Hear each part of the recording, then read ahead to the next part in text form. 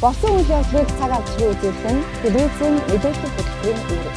Харин захин ертөнцийн хөгжлийн ачаар үйл явдлыг заавал телевизийн мэдээнээс үзэх шаардлагагүй болжээ.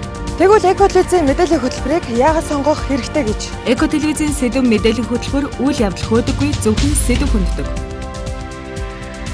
Өдөр зөвхөн нэг сэдвийг сонгон хөндөж түгнийхээ эргэн тойронд олон талын байр суурь их сурвалжтайгаар дэлхийн улс орнууд тухайн сэдвүүтэй хэрхэн нүүр тулж шийдвэрлэж байсан туршлагатай нь харьцуулан хүргэхтэй.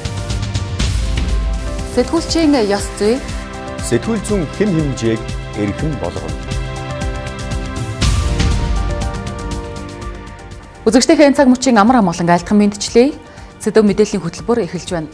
За үзэгч таны мэдгчлэн сэдэв мэдээллийн хөтөлбөр үйл явдал бус зөвхөн сэдэв хүнддэг онцлогтой. Өдөржин онлайнаар цацагдсан үйл явдлыг оройн нь нуршин мэдээлэх нь орчин цагийн телевизийн мэдээллийн хөтөлбөрийн хоцрогдсон хэлбэр болоод байгааг үзэгч та мөн анзаардаг үзье.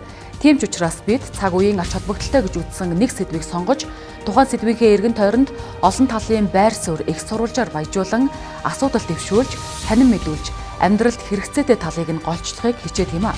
Харин энэ өдөр бид эмэгтэйчүүдийн амьдралын чухал мөчлөг болсон сарын тэмдгийн үед орон гэргүй эмэгтэйчүүдийн эрх хэрхэн зөрчигдөж байгаа талаар цаашлаад энэ мөчлөгийн талаарх нийгмийн хандлага ямар байгаа талаар сэдэв хөндөх гэж байна. Орон гэргүй эмэгтэйчүүдэд тусламж хүргэхдээ ариун цэврийн хэрэглэл орхигдуулах тохиолдол Монгол улсад олон гарч байна. Дэлхийн хэмжээнд 1.5 тэрбум эмэгтэй сарын тэмдгийн үедээ жорлон ашиглах боломжгүй амьдарч байна. Орон гэргүй охид эмэгтэйчүүдэд ариун цэврийн хэрэглэл өгөх Facebook аян өрнөж байна. Ядуу бүрэн орнуудад сарын тэмдэг ирсэн үеэс охидын сургууль завсардалт эрс нэмэгдэх талаар нэгдсэн үндэсний байгууллага мэдэгдэж байна. Дунд ангийн сурагч хүүгүүд сарын тэмдгийн талаар хандлага өөрчлөлт сургалтанд хамрагдлаа. За 21-р зуун өсрөмгүй хөгжлийн гэх энэ үед дэлхийн хэмжээнд 1.5 тэрбум гаруй охид эмэгтэйчүүд сарын тэмдгийнхээ үед нойлын өрөө буюу жорлонч ашиглах нөхцөл боломжгүй аж төрж байна. Яг энэ асуудалд олон улсын байгууллагууд маш ихээр анхаарал хандуулж байгаа боловч үгээгүй ядуу иргэдийн тоо жилээс жилд нэмэгдэж байгаа нь хүчийг мөхсдүүлсээр байна. За юун түрүүнд дэлхийн хэмжээнд эмэгтэйчүүдийн эрх сарын мөчлөгийнхөө үед хэрхэн зөрчигдөж байгаа талаар мэдээлэл хүргэе. Сирийн иргэний дайны бүсэлдэд 860 мянган иргэн олон жил амьдарсны 290 мянга орчим нь нөхөн өрчгөн насны эмэгтэйчүүд юм а. За энэ эмэгтэйчүүдэд хүмүүнлэгийн тусламжаар ердөө 3 удаа солиход хүрэлцгөөц ариун цэврийн хэрэглэл ирсэн байна. Иймээс бүсгүйчүүд хуучин хевс даавны тасархаа хэрэглэхээ зур аргууд хүрч ариутгаж угаа цэвэрлэх нөхцөлгүйгээс бөөгөнцрийн халдвар, бөөр өвтрээ, шээсний замын өвчлөлт өртсөн байна. За Сирийн охид эмэгтэйчүүдтэй адилаар дайн тулаан ядуурлаас дөрвөн бие засах газар угаалга үлдэх усан хангамжгүй хуаранд амьдарч байгаа 30 сая эмэгтэй хүн байна. За дэлхийн хэмжээнд авч үзвэл стандарт шаардлагад нийцсэн бие засах газаргүй орчин нөхцөлд 2.3 тэрбум хүн амьдарч байгаагийн 65% буюу 1.5 тэрбум нь нөхөн өрчгөн насны эмэгтэйчүүд байгаа юм. Өөрөөр хэлбэл сарын тэмдгийн үедээ ариун цэврийн өрөө ашиглах боломжгүй нөхцөлд амьдарч байгаа эмэгтэйчүүд дэлхийн хүн амын 20 шахам хувьтай тэнцүү байгааг Water Aid олон улсын байгууллага тэмдэглэжээ. Тэгвэл нэг өдөрт дэлхийн 800 сая эмэгтэйн сарын тэмдгийн мөчлөгт таардаг гэж үзвэл эмэгтэйчүүдийг стандарт шаардлагад нийцсэн ариун цэврийн хэрэглэл, бие засах газар, угаалга хийх боломжоор хангах нь ийм чухал болохыг харуулж байгаа юм а. За манай улсын нийт хүн амын 1.6 сая эмэгтэйчүүд. Гэвч тэдний 3/1 нь буюу 475 мянга гаруй эмэгтэйчүүд ядуу тарчиг орчин нөхцөлд амьдарч байгааг үндэсний статистикийн хорооны судалгаагаар тогтоосон. Тэгвэл орон гэргүй амьдарч байгаа эмэгтэйчүүд сарын тэмдгийнхээ үед ариун цэврийн асуудлыг хэрхэн зохицуулдаг талаар манай сурвалжлагч сурвалжлахыг зорьсон байна. Орон гэргүй хөгжлийн бэрхшээлтэй гудамжаар хоног төрүүлдэг иргэдийг орон байраар хангаж нийгмийн халамжийн үйлчилгээ үзүүлдэг зөв амьдрах ухаан төрийн бус байгууллагад амьдарч байгаа эмэгтэйчүүдтэй уулзаж ярилцжээ.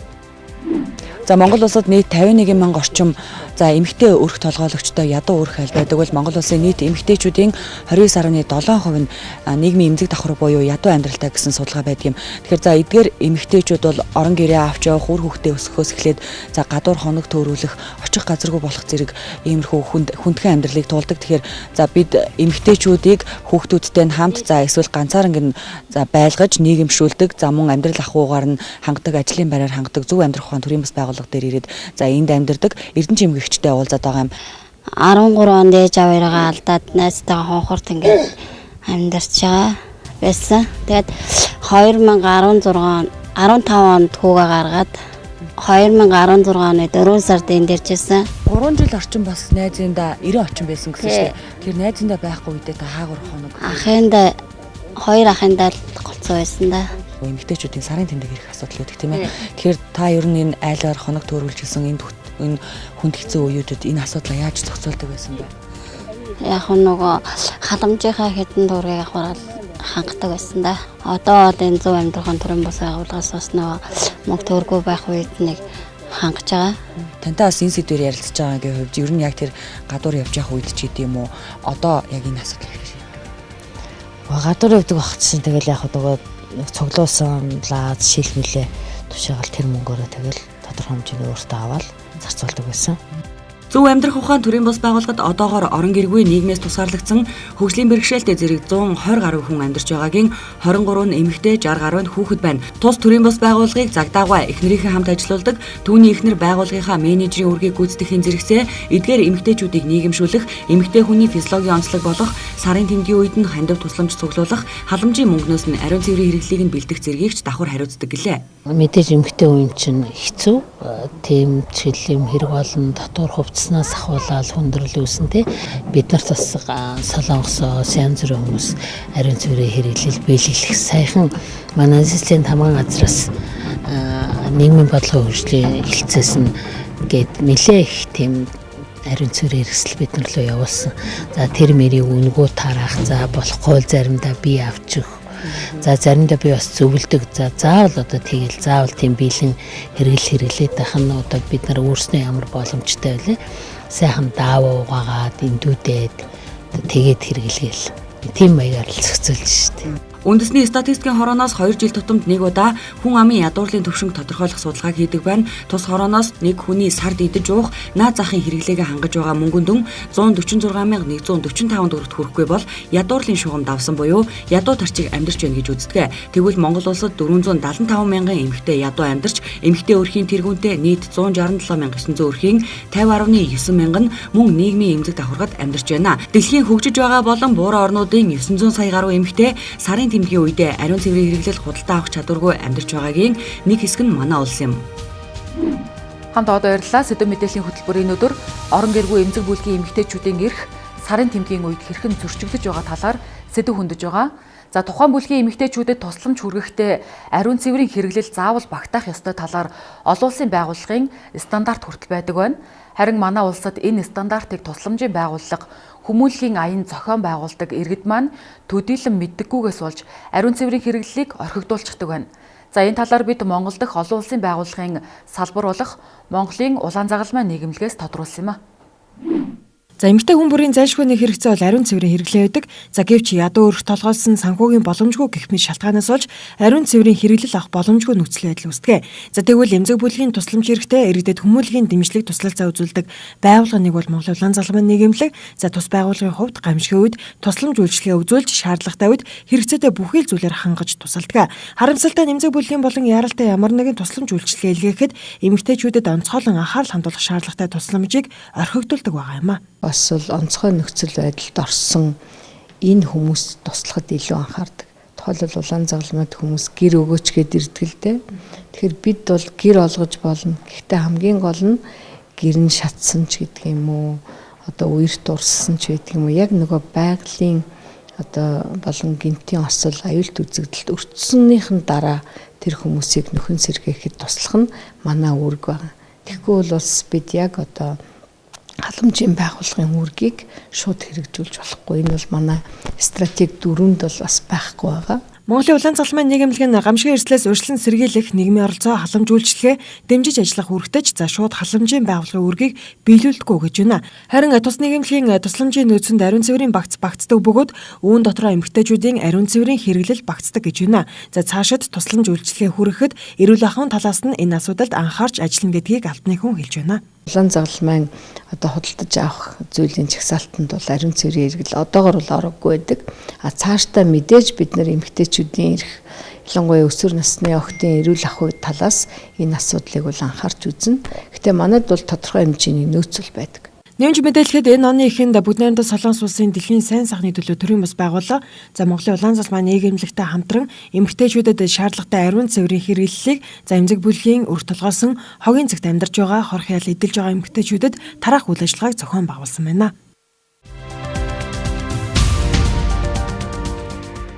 За ихэнх улсад эмэгтэйчүүдийн ариун цэврийн хэрэглэлд 5-аас 10% татвар, харин зарим улсад нь 20% онцгой татвар оноодог байна. За нөгөө талаас нэг эмэгтэйн амьдралд дунджаар 30 жил нийтдээ 450 гаруй удаа энэ мөчлөх нь ирдэг учраас ариун цэврийн хэрэглэлийг эмийн бүтээгдэхүүнд тооцож үнийг нь бууруулахыг хүний эрхийн төлөө тэмцэгчид шаарддаг юм. Тэгвэл дэлхийн улс орнуудад ариун цэврийн хэрэглэлийн хүртээмж ямар байна вэ? Энтгэг улсын эмэгтэйчүүдийн 88% нь үнийг нь төлж дийлдэггүй учраас үнс, сонин, хатаас нафт зэргийг ариун цэврийн хэрэглэлийн оронд хэрэгэлдэгэ гэсэн судалгаа байна. За өндөр хөгжилтэй Европын орнуудын нэг болох Их Британд хүртэл охид ариун цэврийн хэрэглэл авч чадахгүй улмаас хичээлээ тасалж хуучин аймс даавуугаар аргалж байгааг тогтоон за сарын тэмдгийн ядуурл гэх ойлголтыг хэвлэл мэдээллийн байгууллагууд гаргаж ирсэн байна. За Африк ТВ Уганда улсад сарын тэмдгийн ирсэн охидыг нөхөн өрчгөө насанд хүрсэн гэж үзэн хүнтэй гэрлүүлдэг. Энэ нь Угандагийн айл өрхүүд охидынхоо боловсралд анхааран үргэлжлүүлэн сургах хүсэлтэй байсан ч ариун цэврийн хэрэглэлийн зардлыг төлж дийлэхээргүй бага орлоготой байдагтай холбоотой гинэ.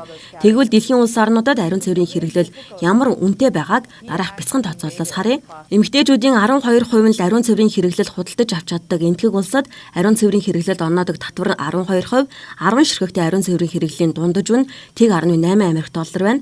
Харин Их Британд ариун цэврийн хэрэглэлийн татвар 5%, 10 ширхэгтэй ариун цэврийн хэрэглэлийн дундаж нь $2.7 Америк. За зүүн Африкт орших Уганда улсад 2017 онд ариун цэврийн хэрэглэлд оноодог 15% татварыг тэгэлсэн. За ингээд нэг бодол ариун цэврийн хэрэглэлийн үн $1.9 Америк болжээ. Харин манай улсад ариун цэврийн хэрэглэлийн худалдаанаас 10% орлогын албан татвар авдаг байна. За манай улсын эмэгтэйчүүд энтгэг улсын бүсгүйчүүдээс 1.7 дахин их үнээр, Британий эмэгтэйчүүдээс 1.9 дахин бага үнээр буюу $1.4 Америк ариун цэврийн хэрэглэлээ худалдан авч хэрэглэж байна. За энэхүү эмэгтэйчүүдийн ариун цэврийн хэрэглэлийн үн ханш дэлхийн маш олон оронд дунджаас дээгүрт тооцогдож байгаа нь орон гэргүй эмэгтэйчүүдийн эрх зөрчигдөхөд нөлөөлсөөр байна. Тэгвэл Монгол улс дахь орон гэргүй эмзэг бүлгийн эмэгтэйчүүдэд бага гэлтгүй туслах нэгэн аяныг залуу эмэгтэйчүүдийн зүгээс Facebook орчинд өрнүүлжээ. Амин дусал нэртэй энэхүү аян нь орон гэргүй охид эмэгтэйчүүдэд ариун цэврийн хэрэглэл хандуулахыг уриалж байгаа юм байна. Аянд нэгдгийг зориул эрхэм үзэгч та Facebook орчинд #амин дусал гэж бичгэд мэдээлэл нь гарч ирнэ. Ингээд аянд нэгдэх заавар нь эмэгтэйчүүдийн сарын тэмдгийн үед хэрэгэлдэг бүтээгдэхүүнээс нэг эмэгтэй хэрэгцээнд зориулан багцалж уудлан цүнхлээд биедээ авч яваад гудамжид таарсан орон гэргүй эмэгтэйд өгөх юм байна. Багцаа бэлтгэж зургийг нь Facebook-т хийхдээ мөн амин дусал гэж холбоосыг бичээд өөрийн 5 найзыгаа энэхүү аянд нэгдхийг урьж дуудах юм а. За анхаарах зүйл нь тухайн эмэгтэйн гэрэл зургийг цахим орчинд нийтлэхгүй байхыг аяныг зохион байгуулагч эмэгтэйчүүдийн зүгээс хүсэж байгаа юм. Эрхэм үзэгч таныг орон гэргүй охид эмэгтэйчүүдийн төлөө нэг багц бүтээж нэг ч хэсэг тус хүргэхийг энэхүү сэдэв мэдээллийн хөтөлбөрөөс уриалж байна.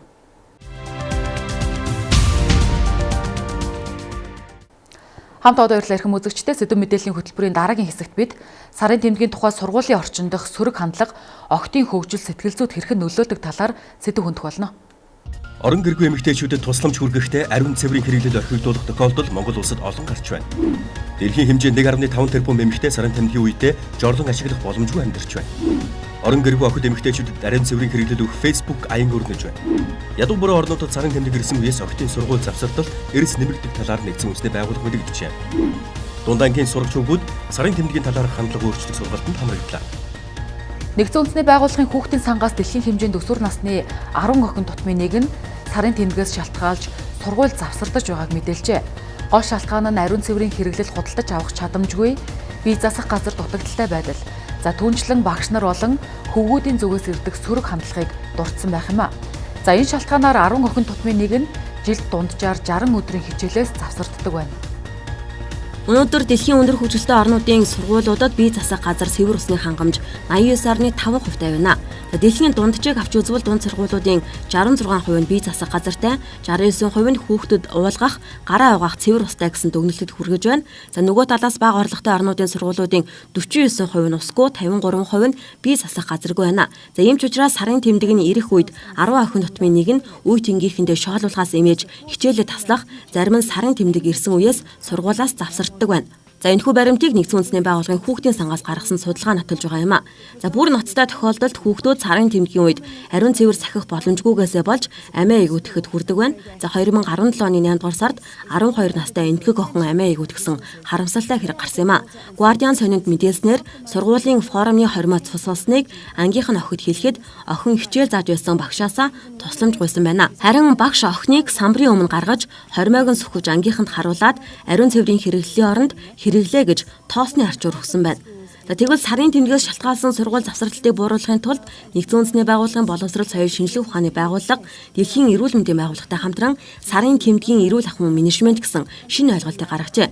За энэ хүрээнд Дэлхийн банкнаас нийгмийн антрепренерууд буюу нийгэм зориулсан нийгэм тустай бизнес эрхлэгчдийг дэмжих үйл ажиллагаа эрхэлж байна. Тухайлбал Африк тивийн Кен улсад бэлгийн боловсрол ариун цэврийн хэрэглэл дутагдaltaагаас үүдэн сургууль завсарсан 1 сая охтод зориулсан үйл ажиллагаа явуулж байгаа. Зана Африка санд Дэлхийн банкнаас санхүүгийн дэмжлэг үзүүлэн ажиллаж байна. За энэхүү ядуу тарчиг байдлаас болж сарын тэмдгийнхээ үед төсвөрлөж чадалгүйгээр сургуулиас завсарддаг байдал дэлхийн маш олон оронд байсаар байна. Тэгвэл манай улсад энэ байдал нийт эмэгтэйчүүдийн 3/2-т боломжийн буюу санхүүгийн чадамжтай амьдарч байгаа. Гэтэл нийгмийн хандлага за тэр дундаа сургуулийн орчин дох үл ойлголтоор дамжсан сөрөг хандлага охтыг эвгүй байдалд оруулсаар байна. Товчхондоо Монгол эмэгтэйчүүд сарын тэмдгийн талаар 1990 оноос хойш ярилцах эрхтэй болж олон улсын туршлагад суралцж эхэлсэн. Харин тухайн цаг мөчөөс өмнөх монголчуудын хандлага ямар байсан талаар манай сэтгүүлч сонирхжээ. Эртний яриа улсад эмэгтэй хүний сарын тэмдэг 9 хоногоос дээш хугацаанд ирсэн тохиолдолд ариун бус гэж үзэн арьсгах ёслол үлдэж 400-аа ташурддаг байжээ. Харин еврейчүүд эмэгтэйчүүдийн сарын тэмдэг ирсэн үед 5 хоног, дууснаас хойш 7 хоногийн туршид бузар шингэсэн хэмээн үзэж тус эмэгтэйтэй ойртохыг цээрэлдэг байсан байна. Тэгвэл монголчууд 18 дугаар зуунаас өмнө еврейчүүдийн нэгэн адил сарын тэмдэг ирсэн эмэгтэйг ариун бус гэж үзэн бусдаас тусгаарлаж хар гэрт хордог байжээ. Харин энэхүү байдал 18 дугаар зуунаас эхлэн өөрчлөгдөх хандлагатай болж цаг хугацааны туршид баг багаар эмэгтэйчүүдийн сарын тэмдэг ирэх үеийг байх ёстой гэж хүлээн зөвшөөрөх болжээ. Тиймээс эмэгтэйчүүдийн сарын тэмдэг ирэх үеийг биеийн хэрэг гадагшилж байна гэж үзэн сарын тэмдгийн тогтмол ирж байгаа эмэгтэйчүүдийг цэвэр ариун байна гэх ойлголт бий болсон байна. Улмаар 1990 оноос хойш эмэгтэйчүүдийн сарын тэмдгийг шинжлэх ухааны үндэслэлтэд хүлээн зөвшөөрч ойлгох хандлага эрчимтэй дэлгэрсэн байна. Бүр эрт цагтаа бол эмийн дохио гэж хэлдэг байсан байгаа юм. Тэр нь юу гэхээр тухайн эмэгтэй одоо биеийн хэрэг гадагшлахгүй болчих юм бол үр тогтчихжээ. Эсвэл магадгүй ямар нэгэн өвчин эмгэг ороогоод одоо төр магадгүй бүр хугацаагаар саатчихжээ гэдэг биеийн дохио тохиолдог ийм ойлголт. Нөгөө төгөр биеийнх нь юм одоо хэр гадагшилж явах юм бол энэ эмэгтэй эрүүл байгаа юм байна. Зүүгээрээ байгаа юм байна, жамаараа байгаа юм байна, ёсоороо байгаа юм байна, зүв байгаа юм байна, ариун байгаа юм байна гэдгийг тохиолж өгдөг байсан байгаа юм. Альва хэрэглээ өнөөдрөх шиг соёлжоогүй байсан үед эмэгтэйчүүдийн сарын тэмдэг ирсэн үед бор эсхий, хоньноос үнс гэх мэт аль болох шингэнийг шингээх боломжтой зүйлсийг хэрэглэдэг байсан байна. Түүнчлэн сарын тэмдэг ирсэн үед бусдаас ичих, өөрийгөө тусгаарлах, бусад хүмүүс ч ойртож харьцахыг цээрэлсээр байсан юм. Монголчуудын энэ ойлголтуудыг халж эмэгтэйчүүдийн сарын тэмдгийн талаар хандлага өөрчлөх анхны ойлголтод зөвлөлт холбоот ус ихээхэн өөрөг гүйцэтгэж байжээ. Учир нь зөвлөлт холбоот ус буюу одоогийн Оросын албаны улс нь эмэгтэйчүүдийн сарын тэмдгийн талаар шинжлэх ухаанд суурилсан тайлбарыг монголчуудад таниулж мөн анхны ариун цэврийн хэрэглэгч Оросын холбооны улсаас нэвтрүүлж байсан түүхтэй. За тэгвэл үе дамжиж ирсэн дээрх хандлага өнөө цаг үед ямар байгааг охид энхүү хэлж байна. Өгөөд тэгэл ойлгох туш наа чи юу байгаа гэх тэнгүүт охтуудын нууцаа гэх тэнгүүт заа гэж харчдаг. Анх ихэд нөгөө ер нь бол ээжээс нөгөө тусламж авсан. Манай эхнэр сарын тэмдэг хэлээд байдаг шүү дээ. Тэгэл ер нь бол тэгэл нэг тийм мэдээлэл энэ төр авахгүй тэгэл нэг ихчнэр нэг сарын тэмдэг ирнэ гэл тэгэл тийм яа. Тиймээс л ээж хэлжсэн. Нөгөө миний хохон том болоо тэгээ сарын тэмдэг ирэх шүү гэдэг тэгээд хэлжсэн. Тэгээд яварцсан ээжтэйгээ зөвлөлдөж ярьжсэн. Хөвгүү тэгэл зарим нь шоолол тэгэл зарим нь зүгээр тэгэл ер нь бол тэгэл Гайгүй л гэдэг шүү. Одоо маш хичээж эхэндээ ээж одоо хэлж чадаагүй тэгж жаад хэд хоногийн дараа хэлсэн. Үүд бол их шоолдог. Тэгээд янз бүрийн одоо дэвтэр юм уу ямар нэг фэйсбүүк энтрээр их одоо цургаал тарааж одоо их сүрдүүлж их одоо овоолгож яадаг. Том болгож яадаг. Манай нэг найз тохиолдсон. Нэг өдөр таксинд явж байгаа сарын тэмдгийн нэвтрээд жолооч хата загнуулж ирсэн гэсэн. Тэгээд эвгүй байдалд орж ирсэн гудамжинд. Анх ирээд надад би нэг сарын тэмдгээс мэдээгүй яриад надад ингээд юу ирсэн болол гэж бодож ирсэн. Тэгээд дараа нэрссэн чинь ингээд чиний одоо ингээд шижлийн нас ирээд ингээд сарын тэмдэгч ирсэн байна гэлтэл. Хичээлээр салхаа мартаа тэгээд саналлаа нэвтрээ тэгээд манай ангиуд амар шаалчсан. Хайрлагдсан эмэгтэй хамгийн үзэсгэлэнтэй бол харин ойлгогдсон эмэгтэй хамгийн аз жаргалтай гэдэг. Эмэгтэйчүүдийг ойлгоно гэх цогц хүндлэлийн нэг хэсэг болсон сарын тэмдгийн үед нь ангийн огтоо орчин тойрны эмэгтэйчүүдэд хэрхэн ойлгож туслах тухай хандлага өөрчлөх сургалтад нийслэлийн хаан дүүргийн тэргүүний 15 дугаар сургуулийн 7 дугаар ангийн нийт бүлгийн охид хүүгүүд хамрагджээ. Өөрчлөлтийн төлөөх эмэгтэйчүүд төрийн бас байгууллагаас энэ жил 4 дахь удаага эмэгтэйчүүдийн манлайлалын хөтөлбөрийг холбооны бүгд найрамдах Герман улсын Конрад Аданауэрийн сангийн дэмжлэгтэйгээр хэрэгжүүлж байгаа юм аа. За энэ удаагийн хөтөлбөрт салбарын манлайлагч 21 эмэгтэйг сонгон шалгаруулж эмэгтэйчүүдийн улс төрийн манлайлал сэдвийн хүрээнд 4 сарын хугацаанд үргэлжилж за энэ хугацаанд хөтөлбөрийн зарим оролцогч хамтран Амин дусал нэртэй энэхүү бичил төслийг хэрэгжүүлж эхэлжээ. Өөрчлөлтийн төлөөх эмэгтэйчүүд төрийн бас байгууллага маань холбооны бүгд найрамдах Герман улсын дэмжлэгтэйгээр 4 дахь жилээ эмэгтэйчүүдийн манлайлалын хөтөлбөрийг зохион байгуулж байгаа. Сарын тэмдэг анхлын эрх хүмүүч мэдээж дунд сургууль тохиодог. Гэвч сургуулийн орчинд багш нар болоод хүүгүүдийн энэ талаарх ойлголт дутмаг байдгаас болж охид эвгүй байдалд орох сарын тэмдэг ирсэн үедээ хичээлдээ явахаас татгалзах зэрэг сөрөг үр дагавар илэрдэг. Тэгвэл охидын сарын тэмдгийн талаарх хүүгүүдийн ойлголтыг нэмэгдүүлж тэдний хандлагыг эрүүлэхэд энэ удаагийн сургалтын зорилго оршиж байна. Улс төрийн манлайлал гэдэг хөтөлбөрийн хүрээнд бичил тусал хэрэгжүүлж байгаа. За тэгээ энэ төслийн хүрээнд одоо өнөөдрөөс эхлээд 5 сарын 25-ны хугацаанд хэрэгжүүлж тайлангаа тавина. Энэ ерөнхий боловсролын 17 дахь сургуулийн 7 дугаар ангийн яг одоо өсвөр насндаа яваа ирээдүйд эр хүн болох энэ насны эрэгтэйчүүд болон эмэгтэйчүүдэд ангийг сонгоо аваад ерөнхийдөө бол хандлагын өөрчлөх сарын тэмдэг гэдэг бол ерөнхийдөө эмэгтэй хүмүүр тохиолддог бэлгийн бойжлтын үеийн шинж тэмдэг гэдгийг ойлгуулах зорилгоор энэ төслийг хэрэгжүүлж байгаа. Ер нь эмэгтэй хүний хувьд сарын тэмдэг гэдэг бол амьдралын хамгийн чухал юм өчлөг юм уууд байдаг. Тэгээ энэ үе дээр бол одоо дэлхийд дахинаар 1.5 тэрбум хүн сарын эмэгтэйчүүд сарын тэмдгийн хувьд ариун цэврийн өрөө хэрэглэх, ариун сарын тэмдгийн хувьд ариун цэврийн хэрэглэх боломжгүй ингэж амьдарч байдаг. Манай Монгол эмэгтэйчүүд бол харьцангуй энэ боломжинд бас гайгүй боловч яг орон гэргүй гэдэг тэр эмэгтэйчүүдийн хувьд бол энэ маш том бэрхшээл байдаг. Зөв хандлагыг бий болгоод энэ орон гэргүй бас амьдралын боломжгүй эмэгтэйчүүд болон өсвөр насны охтуудад жоохон ч гэсэн одоо өөр ингэсэн дэмжлэг тусалцаагаа үзүүлээрэй гэж уриалмаар байна. Харин тус сургалтад хамрагдсан нийслэлийн 15 дугаар сургуулийн 7 дугаар ангиас суралцж байгаа хүүгүүд эмэгтэйчүүдийн сарын тэмдгийн талаар багц олоо ойлголцтой болж за энэ үед ээжигч найз охин ангийнхаа охтыг илүү ойлгож тусалж дэмжих шаардлагатай гэгчлэн эерэг ойлголтуудыг олж авсан байна. Нөгөө охтуудаа ер нь шоолохгүй тэгэл их туслах хэрэгтэй.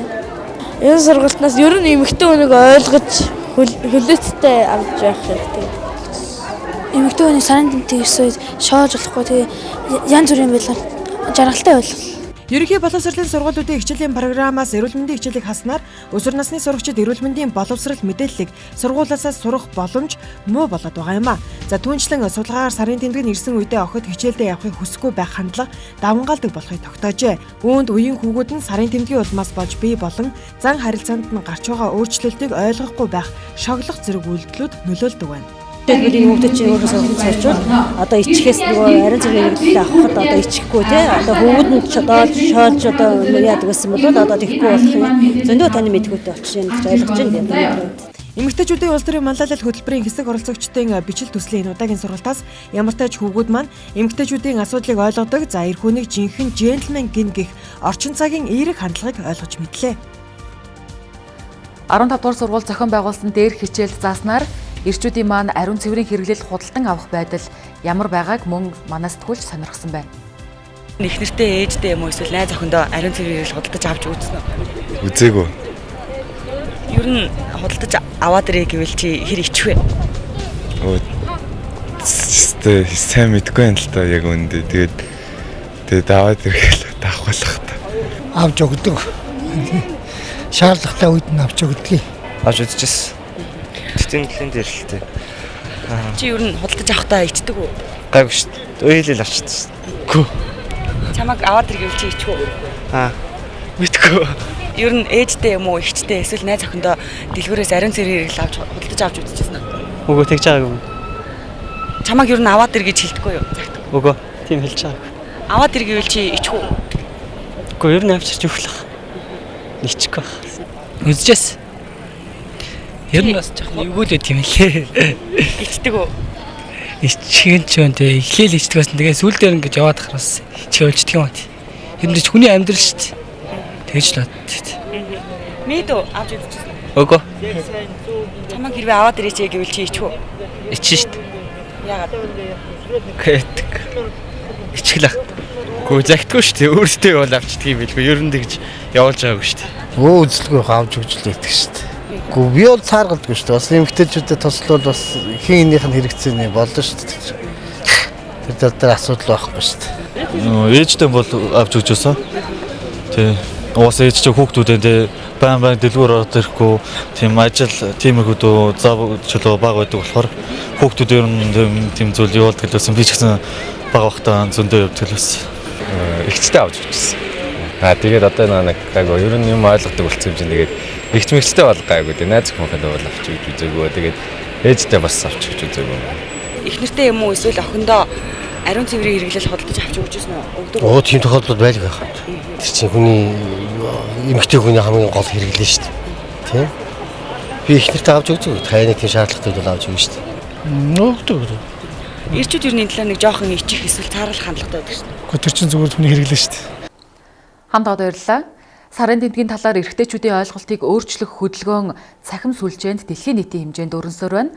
Тухайлбал жинхэнэ эр хүн бүсгүйчүүдийг дэмждэг гэсэн түлхүүр үгээр хайлт хийснээр эмэгтэйчүүдийн сарын тэмдгийг тойрсон хуучны ойлголт хэрхэн арилж эхэлснийг харж болохоор байна. Ариун цэврийн хэрэглэл тансаг зэрэглэлийн бүтээгдэхүүнтэй адил өндөр хэмжээний татвар оноосон байгааг Америк нэгдсэн улсын тухайн үеийн ерөнхийлөгч Барак Обама хуулийг эрчүүд баталдаг учраас ийм байдалд хүрсэн байх гэж тайлбарлаж байжээ. За эрчүүдэд эмэгтэйчүүдийн сарын тэмдгийг хүний эрхийн асуудал юмаа гэж ойлгуулснаар энэ чиглэлд улс орны удирдагчид олон төрлийн ажлыг хийж хэрэгжүүлж эхлээд байгаа юм. Тухайлбал ариун цэврийн хэрэглэл худалдаж авах санхүүгийн боломжгүй өрхийн хүүхдүүдэд за өдрийн хоолны талон олгодог. За түүнчлэн өсвөр насныхныг бэлгийн замын халдварт өвчнөөс сэргийлэхийн тулд бэлтгэвч картаар тараадагтай адилхан ариун цэврийн хэрэглэл тараая гэж өндөр хөгжилтэй орнуудад уриалдаг болсон байна. Түүнчлэн 2015 онд Америкийн Майамид амьдардаг 15 настай Хосе Гарсиа гэх хүүгийн Instagram тавьсан уриалга дэлхийд даяар тэр дороо төгссөн байна. Учир нь хүү өөрийгөө жинхэнэ эр хүн сайн залуу гэж боддог эрчүүдээс охид бүсгүйчүүдэд туслахын тулд цүнхэндээ ариун цэврийн хэрэглэл авч явахыг уриалжээ. Сарын тэмдэг заримдаа тааварлаагүй бэлтгэлгүй үед ирдэг учраас ингэж хүн ёсны тусламж үзүүлэхийг Хосе Гарсиа уриалсан байна. За хүүгийн уриалгад хичнээн хүн нэгдсэн байгааг үзэгч та бүхэн Real Men Support Women гэсэн түлхүүр үгээр хайх боломжтой юм а.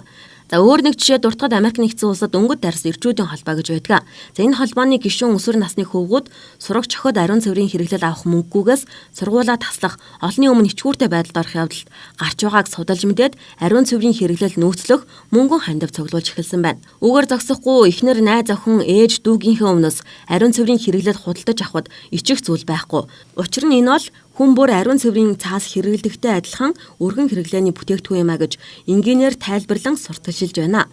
Үүгээр зогсохгүй эмэгтэй хүнд хаалга татаж оруулдагтай адилаар сарын тэмдгийн үед эвгүй байдалд орсон бүсгүйхэнд хүрмээ тайлж нөмрүүлэх, сарын тэмдэгтэй холбоотой нөхцөл байдлыг ойлгох нь жинхэнэ эр хүний үйлдэл мөн гэж үздэг юм байна.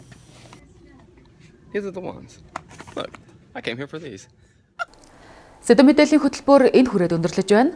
Анхаарлаа хандуулж хамт байсанд баярлалаа. Эрхэм таны маргааш өдрийн тань ажил үйлсэд өндөр амжилт хүсье. Маргааш энэ цагта хөндөх ёстой өөр нэгэн сэдэвтэй эргэн уулзъя. Түр баяртай. Болсон үйл явдлыг цаг авчрын үзүүлэх нь телевизийн мэдээллийн хөтөлбөрийн үүрэг.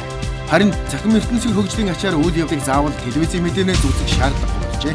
Тэгвэл Эко телевизийн мэдээллийн хөтөлбөрийг яагаад сонгох хэрэгтэй гэж? Эко телевизийн сэдэв мэдээллийн хөтөлбөр үйл явдал хөөдөггүй зөвхөн сэдэв хүнддэг.